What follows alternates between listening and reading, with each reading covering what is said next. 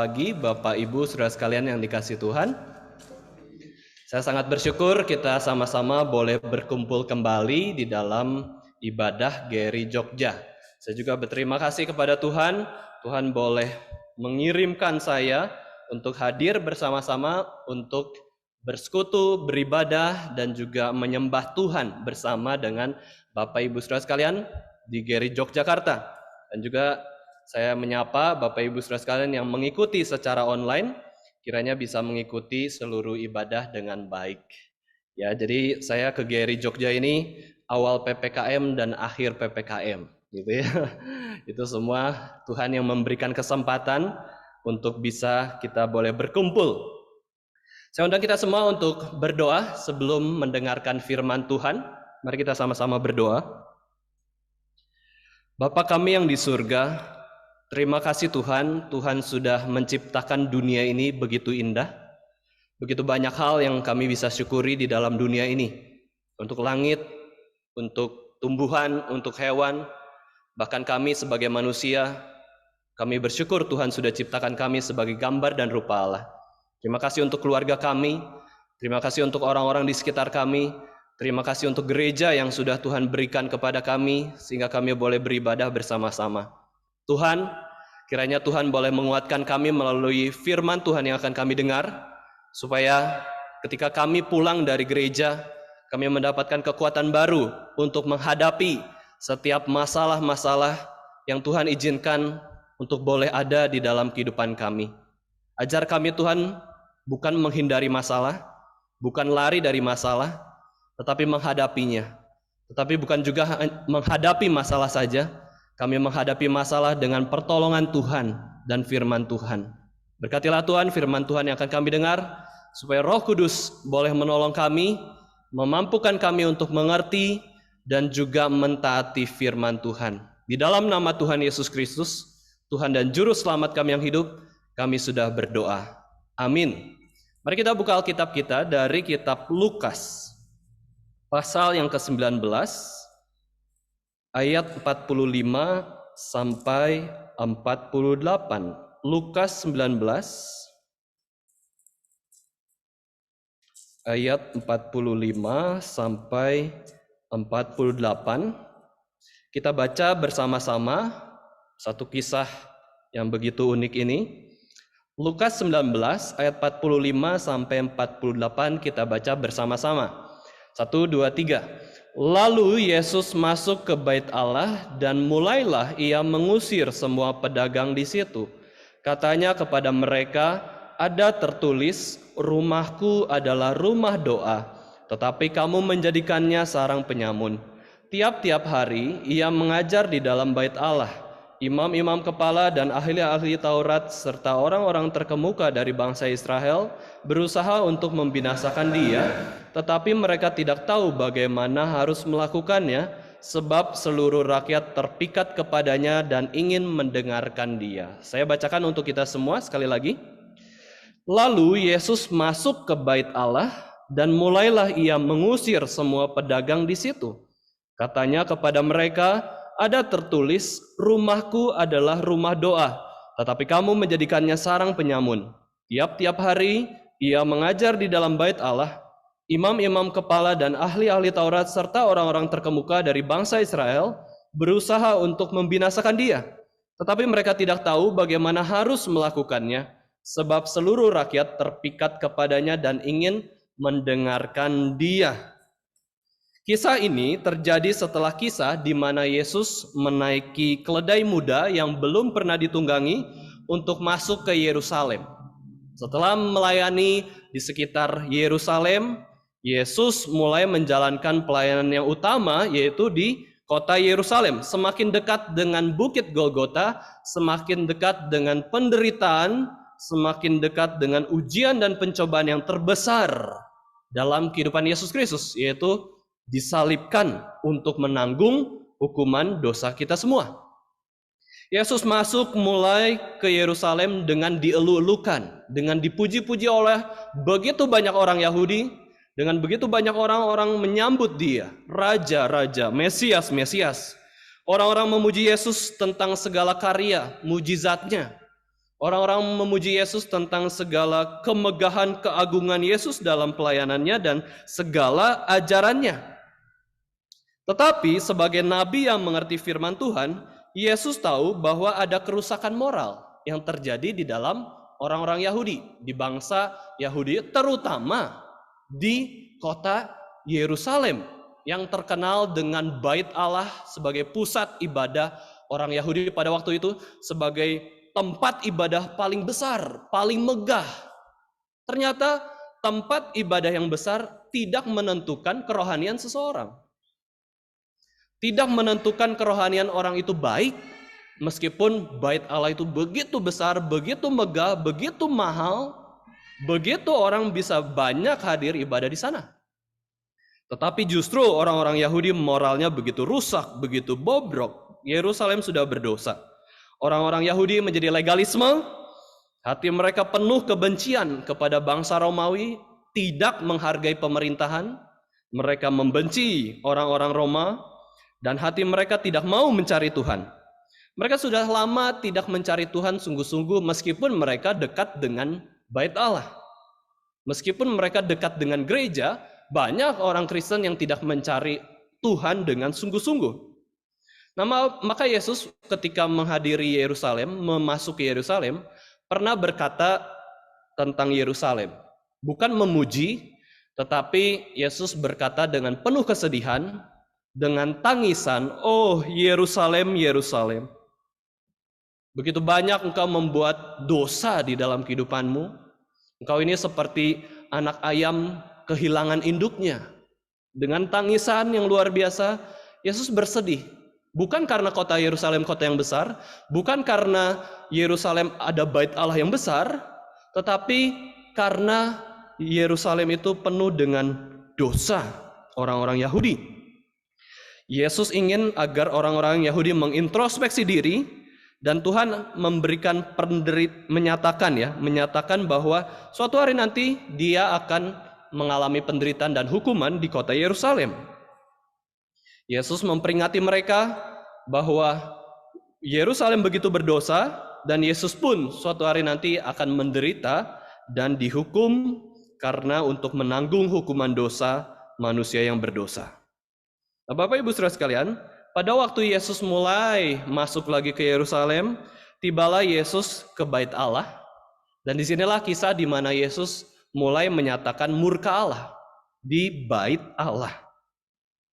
Sebelum Yesus nanti akhirnya menanggung murka Allah di atas Bukit Golgota, di atas kayu salib, Yesus pernah menyatakan murka yang sangat besar di hadapan publik, di hadapan orang Yahudi dan orang-orang pengikut Yesus Kristus. Yesus menyatakan murkanya yang begitu besar di Bait Allah. Kenapa Yesus murka di Bait Allah? Bukankah Bait Allah itu harus menyatakan cinta kasih Allah? Bukankah Bait Allah itu tempat orang tenang, beribadah? Kenapa harus marah-marah? Nah, di sini Yesus sedang menyatakan pengenalan akan Tuhan yang bisa murka kepada orang-orang yang melakukan dosa. Orang-orang yang datang ke Bait Allah pada waktu itu bukan untuk cari Tuhan. Bahkan mereka menghalangi orang untuk beribadah kepada Tuhan dengan sungguh-sungguh. Ada orang yang beribadah dengan sungguh-sungguh ke Bait Allah? Ada. Tapi mereka dihalangi oleh para pedagang, para imam-imam yang korup, para orang-orang yang tidak mau beribadah, yang pengennya cari untung saja. Mereka dihalangi oleh orang yang demikian. Di sana Yesus murka. Mereka itu bukan menyembah Allah, tetapi menyembah berhala. Bapak Ibu Saudara sekalian, kalau kita memikirkan arti dari gereja atau Bait Allah, kita bisa menemukan istilah di dalam Alkitab itu Bethel. Ya, Bethel kita tahu itu artinya adalah rumah Allah. Bet itu rumah, El itu Elohim atau Tuhan. Jadi gereja itu apa? Atau Bait Allah itu apa? Bethel itu apa? Rumah Allah. Harusnya menyembah Allah, fokus kepada pribadi Allah. Tidak boleh fokus kepada pribadi yang lain. Namanya juga rumah Allah. Tidak boleh berfokus kepada pribadi pengkhotbah. Tidak boleh berfokus kepada pribadi-pribadi yang lain. Namanya saja rumah Allah. Harus fokus untuk melihat, berfokus mengenal Allah itu siapa. Gereja adalah bait Allah di mana Allah itu berdiam dan bertahta. Maka waktu kita datang ke gereja, Bapak Ibu Saudara sekalian, ke GRI Yogyakarta, meskipun saat ini ada di Grand Pacific, ya, tapi suatu hari nanti kita percaya Tuhan menyediakan tempat kita beribadah yang baru. Waktu kita beribadah bersama-sama, kita harus ingat bahwa kita tuh sedang mau ketemu siapa. Kita tuh mau ketemu siapa, mau mengenal siapa, mau fokus kepada pribadi siapa waktu kita ke gereja. Banyak yang fokusnya seperti orang-orang Yahudi pada waktu itu, cari uang, fokus kepada uang, berhala mereka. Fokus kepada nama, supaya saya dikenal orang, rajin ya datang ke gereja. Fokus kepada banyak hal, motivasi yang begitu banyak. Kenapa kita beribadah hari Minggu? Ada yang secara online, ada yang secara fisik. Kenapa kita putuskan secara online? Kenapa kita putuskan secara fisik? Itu lebih penting daripada kita datang fisik atau secara online waktu ibadah. Alasan, motivasi itu jauh lebih penting daripada prakteknya. Perlu pergumulan bersama dengan Tuhan, perlu bimbingan oleh Roh Kudus. Kenapa kita beribadah? Apakah sekedar rutinitas saja? Kewajiban saja karena tugas, atau memang kita rindu menyembah dan melayani Allah bersama-sama dengan saudara seiman? Ya, ini perlu kita gumulkan terus waktu kita datang di hari Minggu. Firman Tuhan mengatakan, ingat dan kuduskanlah hari Sabat. Ingat, besok itu hari Minggu. Ingat, oke, ingat. Harus persiapan. Harus ada hal yang bisa dipersiapkan untuk bisa datang ke gereja. Lalu kuduskan hari Sabat, berarti kita bukan menguduskan supaya hari itu betul-betul sampai tidak ada dosa sedikit pun. Bukan sekedar itu saja Bapak Ibu Saudara sekalian, tetapi kita ingin menguduskan motivasi kita. Ketika kita datang ibadah, Tuhan panggil kita beribadah untuk apa? Ya, untuk apa kita beribadah kepada Tuhan di dalam waktu yang kurang lebih 2 jam ini? Mencari Tuhan atau mencari diri kita sendiri? Ada 2 pilihan motivasi Bapak Ibu Saudara sekalian. Sederhananya, waktu kita datang beribadah, yang pertama adalah kita motivasinya datang ke rumah Tuhan, atau jangan-jangan kita sedang datang ke rumah berhala. Ya, datang ke rumah Tuhan atau ke rumah berhala jangan-jangan. Kita bisa saja datang ke gereja, tapi hati kita menyembah berhala. Mungkin saja orang di luar sana datang ke tempat yang bukan gereja, tapi hati mereka cari Tuhan. Mana yang benar? Tuhan yang benar mana? Kebenaran yang sejati yang mana? Wah, bukankah itu anugerah umum yang luar biasa harus kita hormati? Seperti Cornelius, kita tahu ya, perwira yang tidak kenal Tuhan, ibadahnya, sedekahnya sampai ke Tuhan. Dia bukan orang Kristen. Cornelius, perwira Romawi itu. Nah, Bapak Ibu Saudara sekalian, kita perlu berdoa. Ya, kita perlu berdoa waktu ke rumah Tuhan, karena rumah Tuhan adalah doa, rumah doa. Sebelum kita ke rumah Tuhan, supaya rumah doa ini, gereja ini tidak disalahfungsikan, kita perlu teliti hati kita sebelum menginjak rumah Tuhan ini, yang adalah rumah doa. Ingat bahwa ketika kita di bait Allah, Allah bukan saja bisa menyatakan anugerahnya secara positif, tetapi kita bisa lihat juga di dalam kisah ini bagaimana Yesus menyatakan anugerah Allah secara negatif, yaitu apa? Murka Allah. Apakah Yesus berdosa waktu dia marah-marah di bait Allah? Tidak. Apakah Yesus berdosa ketika mengusir para pedagang di sana? Menjungkir balikan meja? Mengacaukan suasana yang tenang, yang penuh senyuman? Tidak. Yesus tidak berdosa. Karena Yesus sedang menyatakan murka Allah dan kekudusan Allah. Kekudusan Allah itu jauh lebih penting daripada popularitas Yesus yang terkenal baik, terkenal mengasihi dan berkuasa, Bapak Ibu Saudara sekalian. Kenyamanan orang pada waktu itu terganggu, kedamaian orang itu terhilang, karena Yesus marah, kaget. Kita kalau ada orang marah, Bapak Ibu Saudara sekalian, di publik kita kaget. Kenapa orang marah? Langsung semua orang kumpul. Tapi kalau marah di rumah, ya mungkin nggak terlalu kaget ya. Udah biasa marah-marah setiap hari mungkin. Tapi kalau di publik, ini nggak sembarangan. Kalau marah di publik, pertama orangnya memang keterlaluan, nggak tahu manner, nggak tahu sopan santun. Yang kedua, ada hal yang penting sekali yang disampaikan oleh orang tersebut ketika dia marah secara publik. Nah ini maka orang kaget. Wah, luar biasa. Perlu diketahui, Bapak Ibu Saudara sekalian, kisah ini adalah kisah bagaimana Yesus sebentar lagi memasuki Paskah orang Yahudi. Ya, memasuki perayaan Paskah, Yesus sedang menyucikan bait Allah supaya perayaan Paskah itu bisa berlangsung dengan baik dan benar.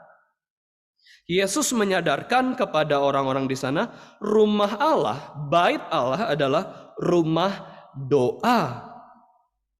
Apakah kita sadar bahwa gereja adalah rumah doa, Bapak Ibu Saudara sekalian? Tempat yang tenang untuk bisa memuji Allah, tempat yang tenang untuk bisa memohon kepada Allah, tempat yang tenang supaya bisa mengenal Allah lebih dalam lagi, berelasi dengan Allah lagi. Kita harus mengerti hal ini. Kita tuh fokus kepada Tuhan. Tetapi ketika kita fokus kepada Tuhan, Bapak Ibu Saudara sekalian, kita akan semakin mengasihi sesama kita yang ada di gereja ini.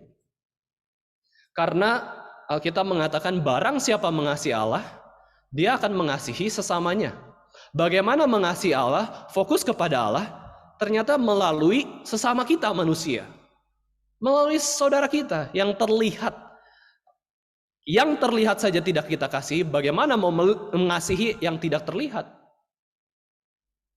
Maka waktu kita semakin fokus kepada Allah, kita juga semakin fokus kepada sesama untuk berbuat baik, untuk mengasihi mereka, untuk betul-betul berelasi dengan mereka. Itu ya rumah doa.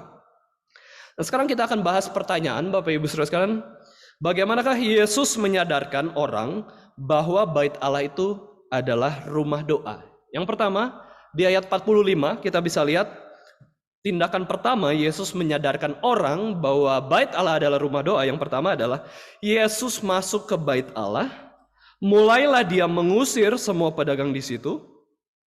Nah, di sini adalah sebuah apa? Kita bisa lihat, kita bisa tafsirkan bahwa Yesus itu sedang bertindak sesuatu. Ya, ketika ada hal yang tidak benar.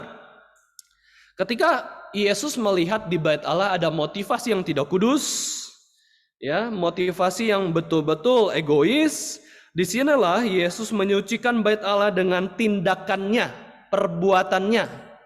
Ada perbuatan dari Yesus yang begitu mengasihi orang-orang pada waktu itu.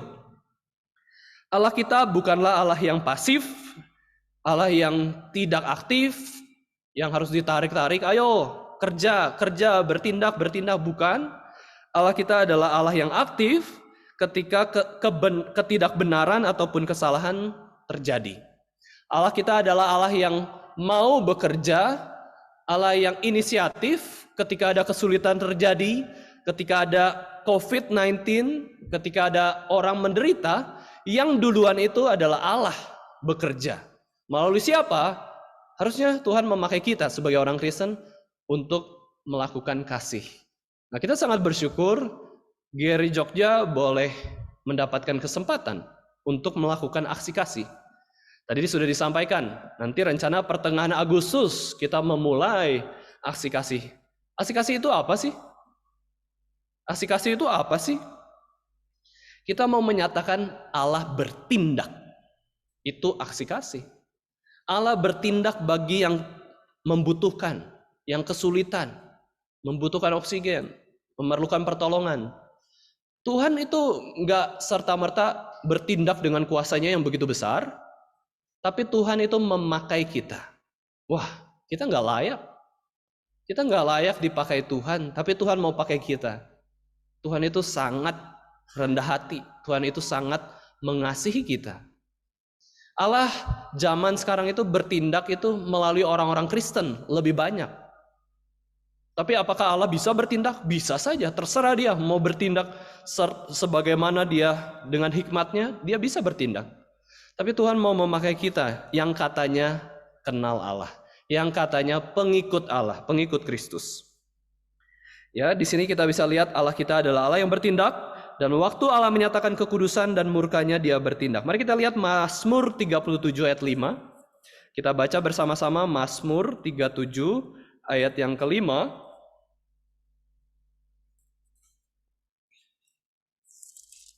Di sini kita bisa mengenal Allah adalah Allah yang bertindak, ya. Mazmur 37 ayat 5. Kita baca bersama-sama. 1, 2, 3. Serahkanlah hidupmu kepada Tuhan dan percayalah kepadanya, dan Ia akan bertindak. Commit your way to the Lord, trust in Him, and He will do this. Ya, di ayat 6 dia katakan, Ia akan memunculkan kebenaranmu seperti terang dan hakmu seperti siang. Dia akan melakukan, dia akan bertindak segala sesuatu untuk menyatakan kebenaran, ya, untuk menyatakan kasih-Nya kepada kita. Ini adalah ayat yang menunjukkan tuh Allah itu bertindak, tetapi ya hati-hati ketika kita mengerti ayat ini, bukan berarti perbuatan Allah atau tindakan Allah ditentukan oleh tindakan manusia. Memang kan kalimatnya mengatakan, kamu bertindak dulu yuk, serahkanlah hidupmu kepada Tuhan dan percayalah kepadanya, maka Ia akan bertindak. Bukan serta-merta karena kita sudah bertindak, pasti Allah bertindak. Tidak. Ini menunjukkan bahwa Tuhan itu tepat janji kepada yang taat. Kepada yang setia, Tuhan itu mau pasti bertindak. Tetapi ketika kita tidak bertindak apa-apa, Tuhan bisa bertindak nggak? Tetap bisa bertindak. Tetap bisa melakukan segala sesuatu. Dia maha kuasa. Dia, kalau kita tidak mau dipakai dia bisa pakai yang lain. Ya, Tuhan itu bisa bertindak luar biasa. Allah sangat menghargai orang yang menyerahkan hidup dan percaya kepadanya sampai dijanjiin demikian. Kamu menyerahkan hidupmu kepada Tuhan, kamu mau percaya hidupmu kepada Tuhan, Tuhan akan bertindak. Nah, ini penghiburan bagi orang yang terpanggil menjadi hamba Tuhan, ya Bapak Ibu Saudara sekalian. Kita menyerahkan diri untuk Tuhan, percaya pada Tuhan, tenang saja, Tuhan pelihara. Tuhan pelihara. Kepada kita setiap kita yang mau melayani Tuhan, kita serahkan hidup kita percaya kepadanya, Tuhan itu bertindak. Tetapi Tuhan pun bisa bertindak ketika kita tidak percaya kepadanya, ketika kita tidak serahkan hidup kepadanya. Tuhan bisa bertindak juga. Ini menunjukkan penghargaan kepada kita, ya. Dia melakukan apa yang dikehendakinya, itu bisa saja Tuhan bisa melakukan hal tersebut. Tindakan Allah itu begitu bebas, tidak tergantung oleh perbuatan manusia. Ya, Tuhan itu luar biasa. Nah, Bapak Ibu Saudara sekalian, saya pernah diskusi dengan seorang pemuda mengenai satu hal, ya. Dia bertanya soal doa tentang pemikiran hal ini, Bapak Ibu Saudara sekalian. Dia berkata bahwa saya sangat takut kalau saya itu tidak taat kepada Allah, nanti akan terjadi kecelakaan dalam hidup saya dan akan terjadi hal buruk, gitu ya. Kadang-kadang kita merasakan demikian. Kalau kita nggak taat, berdosa, nanti ada kecelakaan, hal yang buruk lah. Nah, konsepnya dia adalah ketika saya berpikir A, dia takut malah kejadian A, gitu ya. Karena sudah berulang-ulang kejadian dalam hidupnya, pengalaman. Ya, berdasarkan pengalaman, dia membuat doktrin. Kalau saya pikir A, saya pikirkan hal ini. Kalau saya tidak taat, maka buruk. Kalau saya pikirkan hal ini, maka terjadi demikian. Pikir B, maka terjadi kemudian. Jadi dia sangat takut berpikir-pikir terus, ya. Malah nanti kejadian. Lalu saya diskusi, ya, bertanya, ya. Lalu kalau memang segala tindakan kita menentukan situasi dan kondisi yang ada dalam kehidupan kita, siapa Tuhannya? Ya, siapa Tuhannya? Kalau kita pikir sesuatu terjadi, kalau kita tidak taat pasti terjadi ini, kalau kita taat terjadi ini. Kok lama-lama kita jadi Tuhan? Siapa Tuhannya? Ya, kita harus mengenal Allah itu bukan berdasarkan tindakan kita, Tuhan yang berdaulat bisa melakukan apapun yang Dia kehendaki demi kemuliaan Allah saja.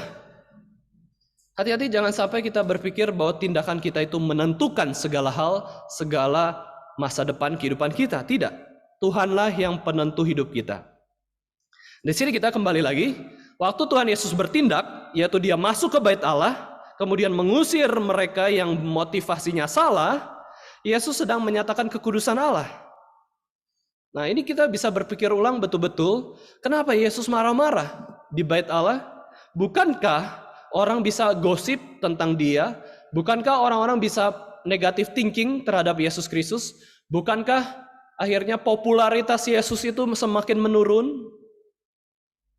Tetapi balik lagi, Yesus marah demi tujuan Allah itu terjadi atas hidup mereka. Mereka mengerti kesucian Tuhan, mereka mengerti kesucian rumah Tuhan, gereja. Mereka sudah rombak rumah Tuhan menjadi rumah berhala, dan disitulah waktu Tuhan untuk bertindak. Mazmur 119 ayat 126 di situ dikatakan, waktu untuk bertindak telah tiba bagi Tuhan, mereka telah merombak Taurat-Mu. Nah, Bapak Ibu Saudara sekalian, kalau ada yang bisa merombak sesuatu yang Tuhan sayangi, ya pasti Tuhan bertindak. Ya ini sangat kita mengerti waktu kita berkeluarga, Bapak Ibu Saudara sekalian. Kalau ada yang macam-macam sama keluarga kita, masa kita diam aja? Macam-macam sama pasangan kita, macam-macam sama anak kita, apakah kita diam saja? Ya enggak. Tuhan menganggap bahwa gereja, ya umat Tuhan adalah mempelai istri dari Yesus Kristus, yang adalah mempelai pria dari gereja. Nah, Tuhan anggap gereja itu apa? Fisiknya, ya gedungnya, rumahnya adalah rumahnya. Kalau ada yang macam-macam sama rumah kita, Bapak Ibu Saudara sekalian, kita juga cari kan ya. Ini kenapa? Bel-bel aja ya, nggak ada orangnya. Kita marah. Baru soal bel, pagar rusak. Belum yang dalam-dalamnya rusak. Pencuri, perampok masuk ke rumah kita, pasti kita lapor polisi, pasti kita bertindak, bahkan bisa menyiksa ya, karena kita manusia berdosa, menyiksa pencurinya kalau ketemu. Kita akan bertindak kalau sesuatu terjadi di rumah kita sendiri. Demikian, kalau macam-macam sama rumah Tuhan, Tuhan pun bertindak kalau Tuhan itu mengasihi rumahnya. Kalau Tuhan itu anggap gereja itu atau bait Allah itu adalah rumah doa. Ada pertanyaan Bapak Ibu Saudara sekalian, kenapa ya gereja di Eropa itu semua makin surut, hamba Tuhan makin sedikit, orang yang ke gereja itu tua-tua semua, yang muda-muda itu ke klub, ya, ke tempat lain, bukan ke gereja, malas ke gereja. Ya semuanya lemes-lemes, kalau di perkumpulan mereka bisa semangat-semangat. Nah kenapa ya? Di Eropa, Amerika, banyak gereja itu mengalami penurunan. Katanya kalau rumah Tuhan, rumah doa, di sana Tuhan bisa bertindak. Mana tindakan Tuhan? Ya, mana tindakan Tuhan atas gereja-gereja yang mendahului kekristenan? Nah, Bapak Ibu Saudara sekalian, mungkin saja Tuhan itu tidak bertindak apa-apa karena Tuhan anggap itu bukan rumahnya lagi. Itu rumah penyamun, rumah berhala. Tuhan biarkan sampai gereja tutup. Ini cukup memalukan ya, gereja tutup itu malu harusnya kita. Ya, tutup karena sudah tidak ada hamba Tuhan dan jemaat. Malu. Karena apa? Yesus katakan, aku akan menyertai kamu, bagi kamu yang mengabarkan Injil sampai akhir zaman. Loh, gereja bisa tutup berarti nggak ada penyertaan Tuhan. Demikian, gereja-gereja yang tutup karena berdosa ya, karena dosa, karena hamba Tuhannya malas menginjili, jemaatnya tidak mengenal Tuhan, gereja tutup, gereja dijual, bahkan gereja jadi bar. Itu Tuhan mungkin sudah anggap itu bukan rumahku. Itu rumah orang lain, pribadi lain, berhala. Di dalam rumah Tuhan pasti ada tindakan Allah. Ya, pasti. Maka hal yang wajar, kalau di dalam firman Tuhan itu ada teguran, ada murka, ada kasihnya juga. Kita sudah melihat kasih Allah begitu besar di Yohanes 3. kasih Allah akan dunia ini, sehingga Ia mengaruniakan anaknya yang tunggal, supaya barang siapa percaya kepadanya tidak binasa, melainkan beroleh hidup yang kekal. Kita sudah tahu kasih Allah. Ya, gereja sudah tahu. Tapi kita perlu melihat bahwa gereja pun bisa dari rumah Tuhan, bisa jadi rumah berhala. Dari rumah Tuhan, house of prayer, bisa jadi den of robbers. Hati-hati. Yesus masuk ke kumpulan penyamun, den of robbers. Dia mengadakan perubahan di sana, menyucikan bait Allah. Yesus ingin agar mereka semua fokus menyembah Allah Tritunggal. Bukan dengan motivasi-motivasi kepentingan diri ataupun ekonomi. Nah, orang Kristen waktu ke gereja perlu motivasi hati yang suci. Dengan apa? Salah satunya kuncinya adalah dengan doa. Bapak Ibu Saudara sekalian, waktu kita mau datang ke gereja, kita sudah berdoa belum? Untuk memurnikan motivasi kita. Untuk membuat kita fokus menyembah Tuhan. Kita perlu berdoa dulu, minta pertolongan Tuhan agar kita bisa menyembah Allah saja. John Calvin katakan, orang yang tidak berdoa adalah penyembah berhala. Ya, orang yang tidak berdoa adalah penyembah berhala. Tidak punya kemampuan berkoneksi dengan Allah itu adalah penyembah berhala sebenarnya. Maka waktu kita datang ke bait Allah, kita perlu berdoa. Ya, perlu berdoa. Kenapa kita berdoa? Karena sesuai dengan definisi John Calvin, karena kita bukan penyembah berhala, maka kita berdoa.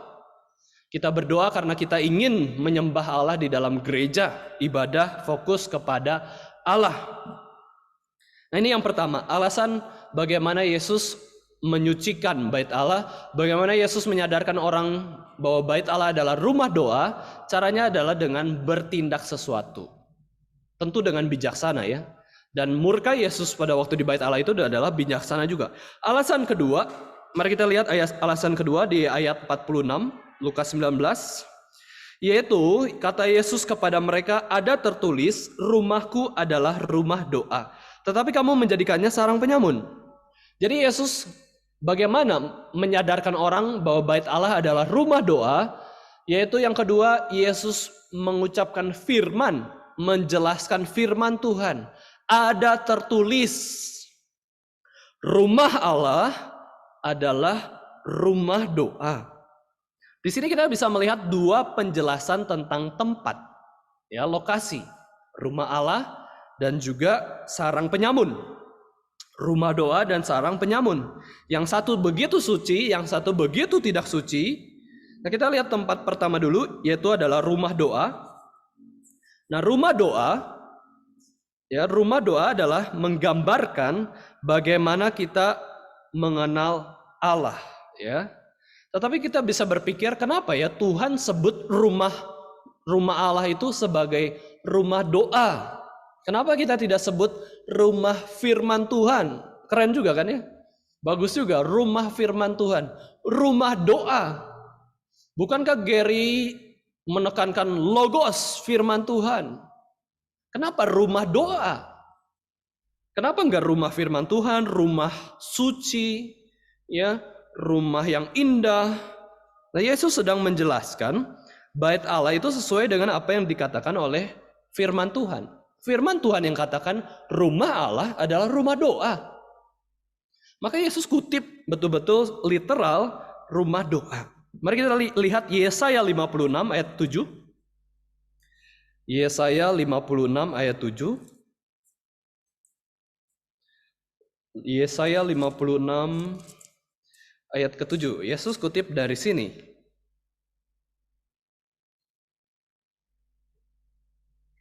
Saya akan bacakan untuk kita semua.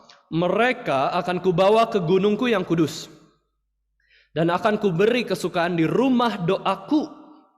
Aku akan berkenan kepada korban-korban bakaran dan korban-korban sembelihan mereka yang dipersembahkan di atas mezbahku, sebab rumahku akan disebut rumah doa bagi segala bangsa.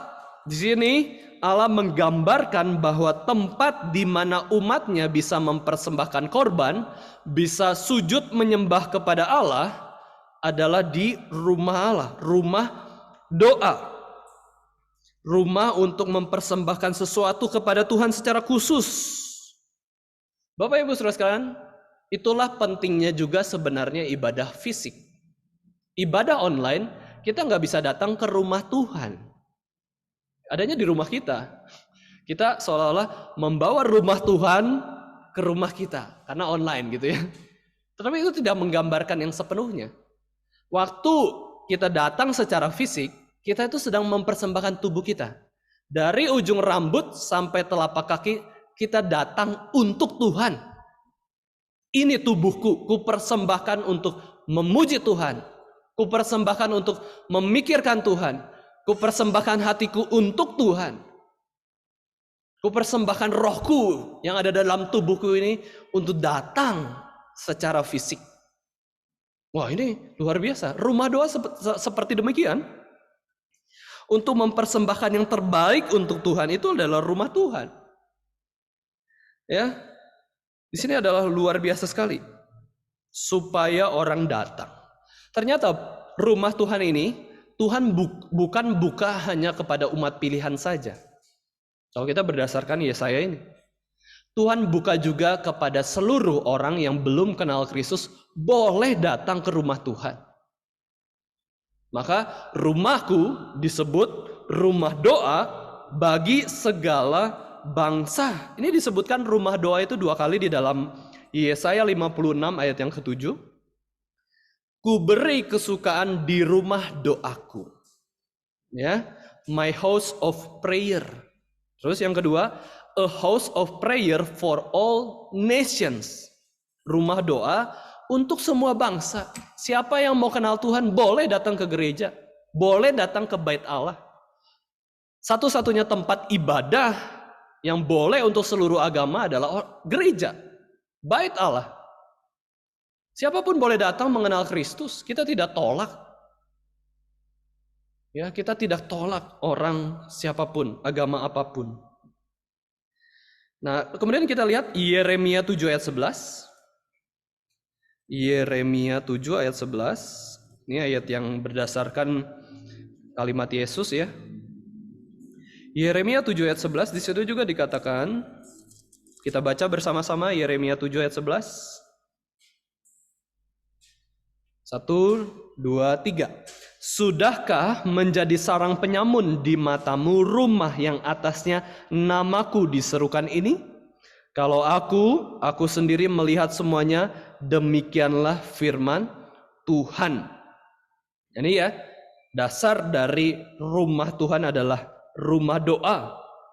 Rumah di mana atasnya namaku diserukan. Rumah di mana kita bisa menyerukan nama Tuhan. Itu rumah doa. Di sini Yesus menjelaskan ya tentang dasar dari sarang penyamun. Di sini disebutkan sarang penyamun. Sudahkah menjadi sarang penyamun di matamu rumah yang atas namaku bisa diserukan?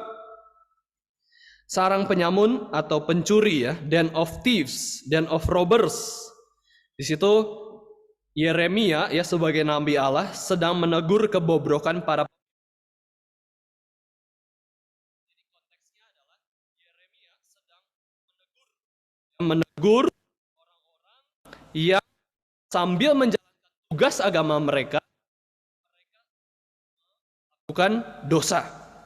Sambil mereka menindas begitu banyak orang yang membutuhkan. Orang miskin, orang janda, marginal, mereka tidak peduli. Mereka tidak berbuat kasih, tidak berbuat keadilan.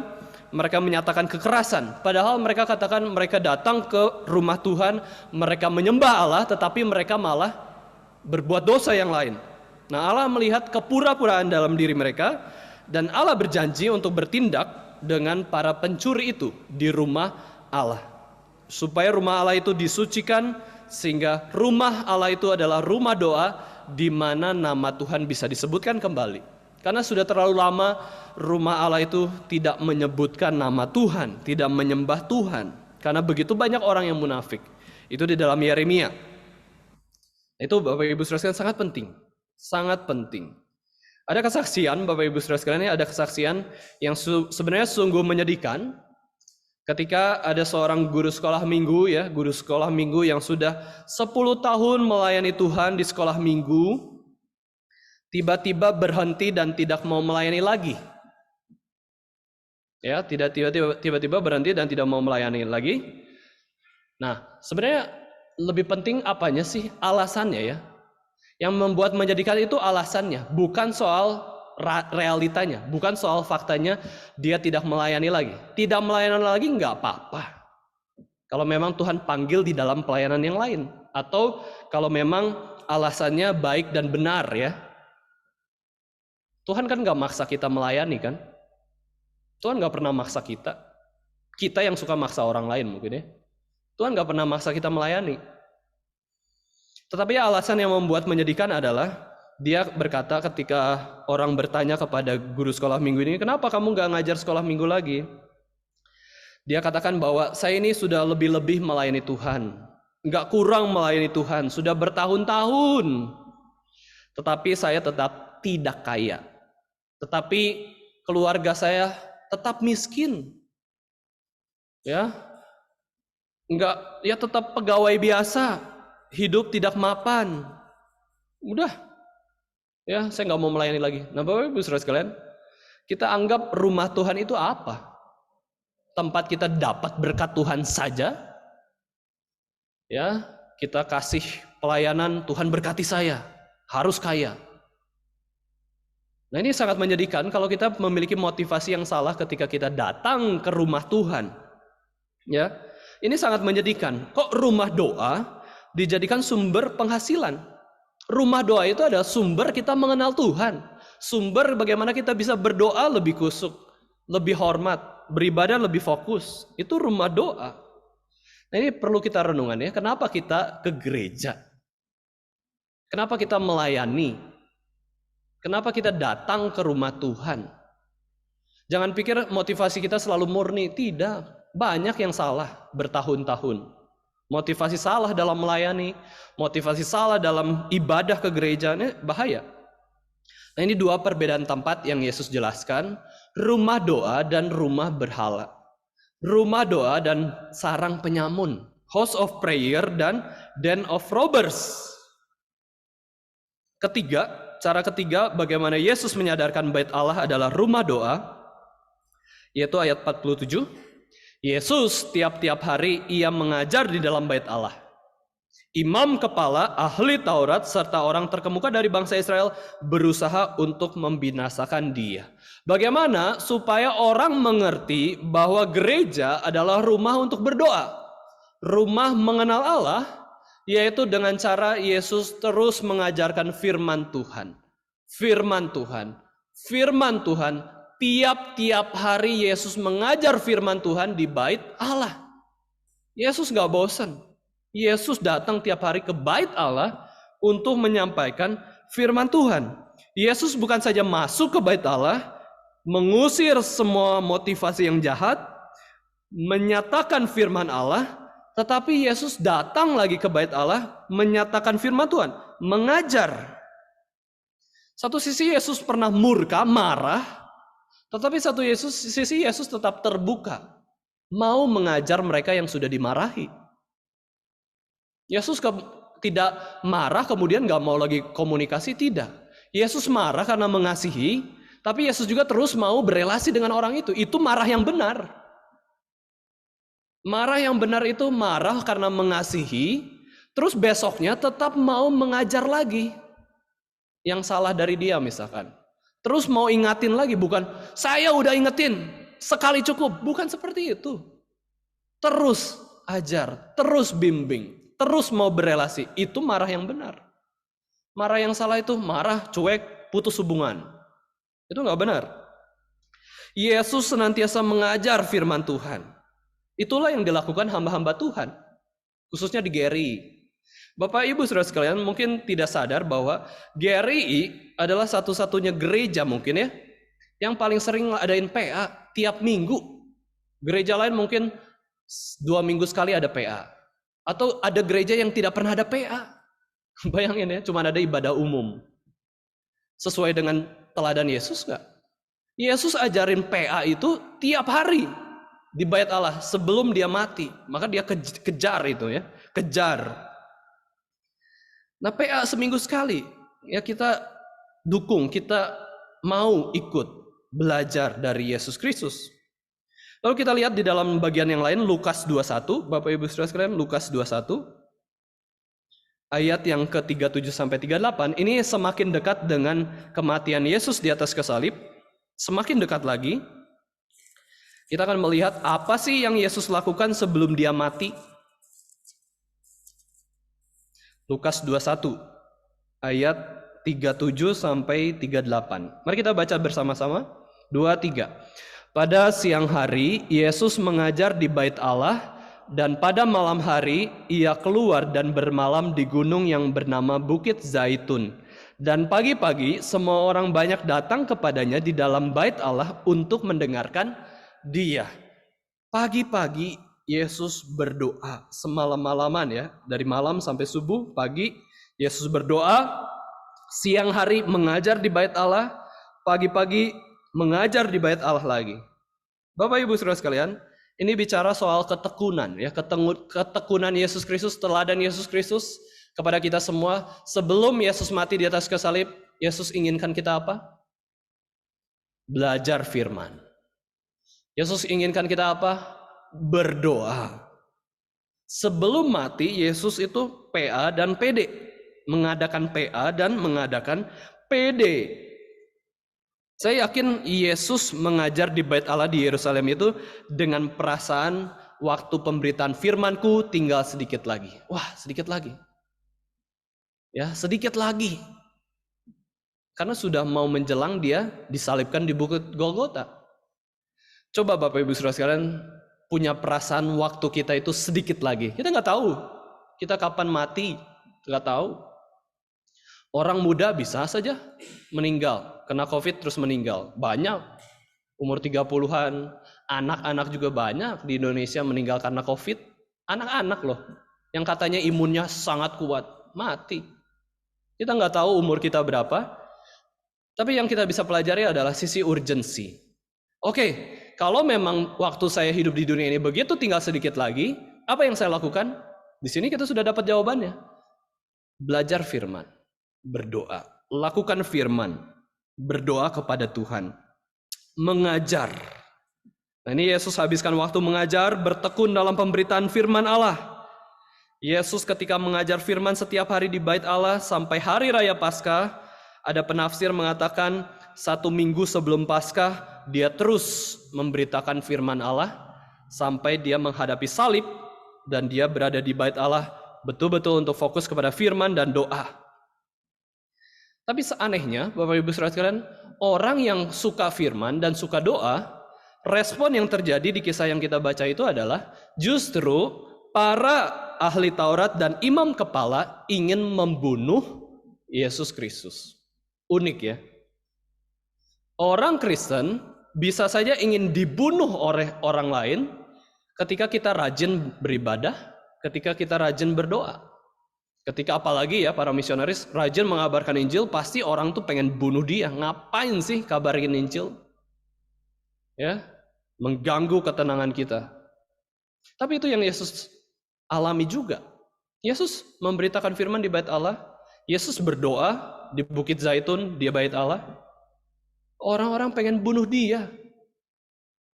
Berbuat baik itu belum tentu dapat kebaikan juga ya. Bisa jadi orang pengen bunuh kita.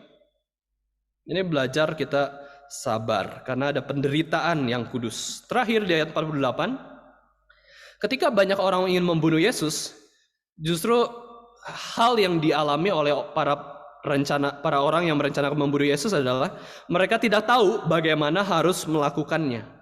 Sebab seluruh rakyat terpikat kepadanya dan ingin mendengarkan dia. Di sini kita bisa melihat bahwa hidup mati kita itu di tangan Tuhan. Meskipun ada orang mau bunuh kita, kalau belum waktunya nggak akan dibunuh juga. Ya, kalau Tuhan mau mengizinkan kita masih hidup, ya tetap hidup. Kalau sudah Tuhan izinkan kita mati, ya akan mati juga. Meskipun tidak ada orang yang mau bunuh kita. Tapi meskipun ada orang mau bunuh kita, meskipun kita sakit COVID misalkan, atau sakit apapun, meskipun kecelakaan begitu besar, kalau Tuhan nggak izinkan kita mati, nggak akan mati. Tapi kalau kita masih baik-baik aja, sehat-sehat aja, terus nggak ada apa-apa, yang nggak sakit COVID, nggak ada orang mau bunuh kita, tapi kalau sudah waktunya mati, ya akan mati juga. Dan di sini kita bisa melihat, Tuhan itu bisa bekerja. Allah Bapa tidak ingin Yesus mati begitu saja dibunuh oleh ahli Taurat dan imam kepala. Allah Bapa bisa bekerja lewat siapa? Lewat rakyat sekitar Yesus Kristus. Sampai para musuh Yesus nggak tahu bagaimana bisa membunuh Yesus Kristus. Karena apa? Rakyat banyak terpikat sama Yesus Kristus. Menjaga Yesus Kristus. Ada bersama-sama dengan Yesus terus. Nah, di sini kita bisa belajar Tuhan itu melindungi kita. Dan umur kita itu di tangan Tuhan. Ya, umur kita di tangan Tuhan. Terakhir hari ini kita bisa belajar 3 hal. Bagaimana Yesus menyucikan bait Allah. Dan menyadarkan bahwa bait Allah adalah rumah doa. Bait Allah kita di mana Bapak Ibu Saudara sekalian? Sementara kita di Grand Pacific. Yang sebenarnya bukan betul-betul gereja. Tapi tidak apa-apa. Ya, Tuhan mengizinkan kita ada masanya di tempat yang bukan gereja. Sampai suatu hari nanti Tuhan izinkan kita punya gereja sendiri. Nah, ini adalah persiapan kita untuk memiliki gereja. Bagaimana menjadikan gereja itu adalah rumah doa. Kita bisa berdoa, pertama, Tuhan kiranya terus bertindak atas gereja Tuhan. Atas gedung gereja, atas umat Tuhan yang adalah gereja. Tuhan tolong kasih tindakan ke saya. Seperti orang yang sedang sakit, yang masuk ke ruang operasi, tolong dokter kasih tindakan ke saya. Kita mau supaya Tuhan itu bertindak. Berbuat sesuatulah Tuhan, supaya saya ini serupa dengan Kristus. Yang kedua, kita bisa lihat juga, Yesus menyatakan firman Tuhan kepada mereka yang tidak mengerti bahwa bait Allah adalah rumah doa. Demikian juga kita berdoa supaya Tuhan terus menyatakan firman Tuhan di dalam kehidupan kita. Tubuh kita juga disebut sebagai bait Allah. Di dalam bait Allah ini, kita ingin supaya Tuhan tuh ada tindakan. Ada tindakan, ada firman Tuhan. Dan yang terakhir, kiranya Yesus terus mengajar firman Tuhan di dalam hidup kita. Bukan hanya ada firman Tuhan yang diam dalam diri kita, yang kita mengerti dan renungkan dan kita lakukan, tapi Tuhan tambahkan terus firman Tuhan itu. Tuhan Yesus ajar kita, supaya kita bisa melayani Tuhan dengan setia. Seorang teolog bernama Meister Eckhart pernah menjelaskan tentang Yesus menyucikan atau membersihkan bait Allah di dalam kisah yang menjadi pembahasan kita pada hari ini. Dia katakan hal ini. Siapapun yang melayani demi keuntungan, demi sedikit kemuliaan yang bisa diperoleh dari pelayanan tersebut, ia adalah seorang pedagang dan ia harus dilempar keluar dari bait suci.